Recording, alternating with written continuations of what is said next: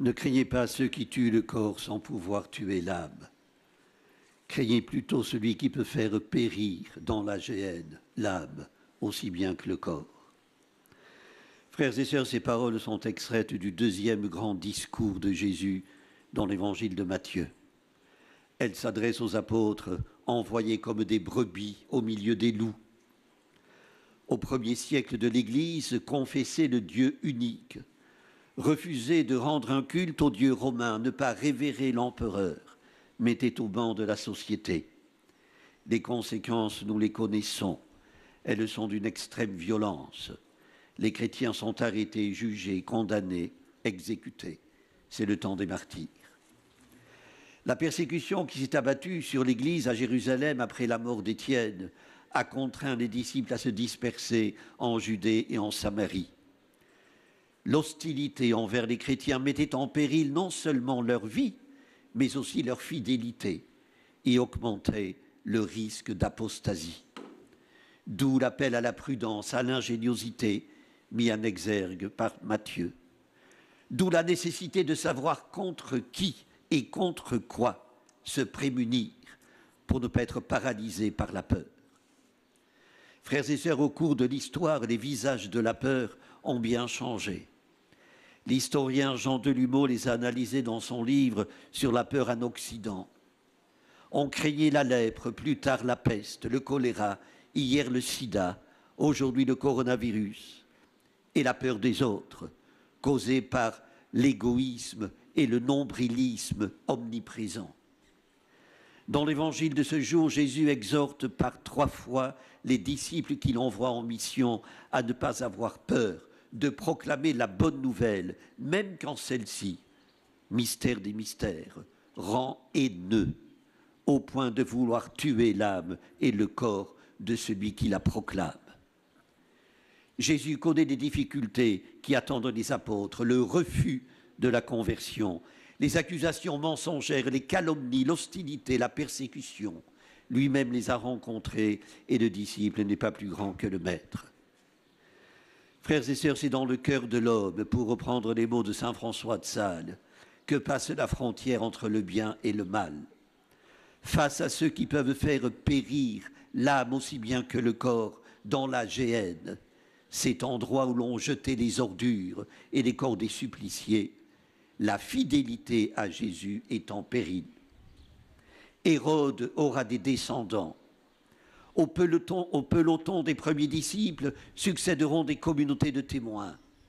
En s'adressant à la première, Jésus par 2 fois et très solennellement s'engage, lui promet son témoignage devant Dieu au jour du jugement.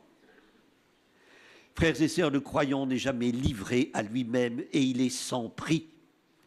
Vous valez bien plus qu'une multitude de moineaux vendus à 2 pour 1 sou, dit Jésus aux apôtres.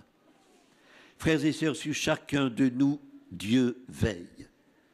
Sa grâce s'est répandue en abondance sur la multitude, écrit Paul aux Romains. Il n'oublie pas les siens emprisonnés, assure le psalmiste. Soyez sans crainte. L'exhortation retentit en tout temps. Si la pandémie actuelle nous a fait prendre conscience de notre vulnérabilité et donné l'occasion de surmonter nos peurs, parfois héroïquement, je pense aux soignants en particulier, mais ils ne furent pas les seuls. Quel démenti à ces saint Jean bouche d'or qui prêchent le martyre mais s'attardent ici-bas, comme ironisait Georges Brassens. Que de héros de l'ombre, pleinement cohérents avec leur foi pour les uns, avec leur conviction pour les autres, ont choisi une autre voie que celle de la mort lente, dont parle encore le poète-chanteur. Ils ont été précédés. Je pense à un jeune homme de 23 ans, victime de son dévouement auprès des pestiférés, Saint-Louis de Gonzague, dont c'est aujourd'hui la fête. Il abandonna la vie de cour et se mit au service des malades et des miséreux. Malgré les objurgations de son père, il renonça à son majorat et entra dans la compagnie de Jésus, secourut les victimes de l'épidémie de peste qui frappait Rome à la fin du XVIe siècle, succomba après avoir porté un pestiféré sur ses épaules jusqu'à l'hôpital. Frères et sœurs, est-ce là Forligné? Patron de la jeunesse catholique, il est aussi, depuis Jean-Paul II, le patron des personnes atteintes du sida. L'an dernier, le pape François le donnait un exemple à des jeunes lycéens de Rome, les exhortant à faire passer le bien commun avant les intérêts personnels. Confiance, nous dit Jésus. Ne craignez pas ceux qui tuent le corps sans pouvoir tuer l'âme. Frères et sœurs, ce message, il faut le vivre en pleine lumière, envers et contre toutes les images tragiques qui nous inondent, contre l'angoisse qui nous habite. Se déclarer pour Jésus devant les hommes fait passer le service de l'autre avant sa propre sécurité et sa tranquillité. Nous rend solidaires, en sorte que nos contemporains découvrent Jésus par nous.